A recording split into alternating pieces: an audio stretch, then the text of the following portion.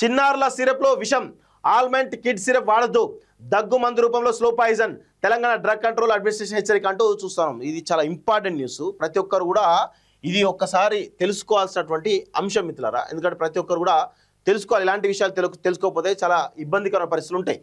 So ఇక్కడ almond kid syrup వాడొద్దట, దగ్గు మందు రూపంలో slow poison, Telangana drug control administration హెచ్చరిక.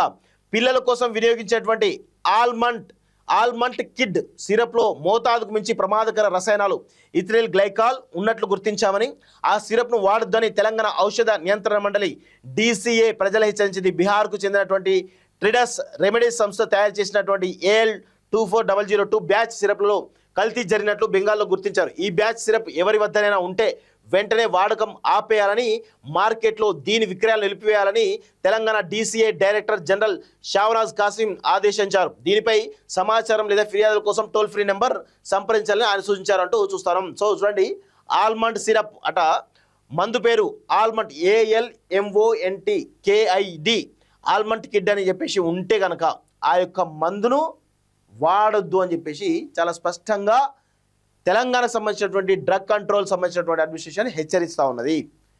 దయచేసి హెచ్చరించడమే కాకుండా ఈ కంపెనీ అవుతుందో ఫస్ట్ ఈ కంపెనీ బ్లాక్ లిస్ట్ పెట్టాలి కదా. ఇంత ప్రమాదకరమైనటువంటి విషపూరితమైనటువంటి సిరప్ను తయారు చేసినటువంటి ఆ యొక్క కంపెనీని కంప్లీట్గా బ్యాన్ చేయాలి కదా దేశంలో. చేయరు వీళ్ళు. ఎందుకంటే ఇది ఒక పెద్ద మాఫియా, ఫార్మా మాఫియా అనేది చాలా పెద్ద మాఫియా.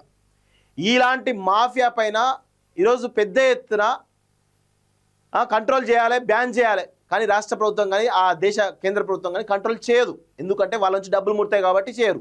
వాళ్ళు ఇట్లే ప్రమాదకరమైనటువంటి విషపూరితమైనటువంటి మందులు, టానిక్లు తయారు చేస్తూనే ఉంటారు. మనమేమో తాగుతూ ఉంటాం, చచ్చిపోతూ ఉంటాం. ఇది జరుగుతూ ఉన్నటువంటి పరిస్థితి.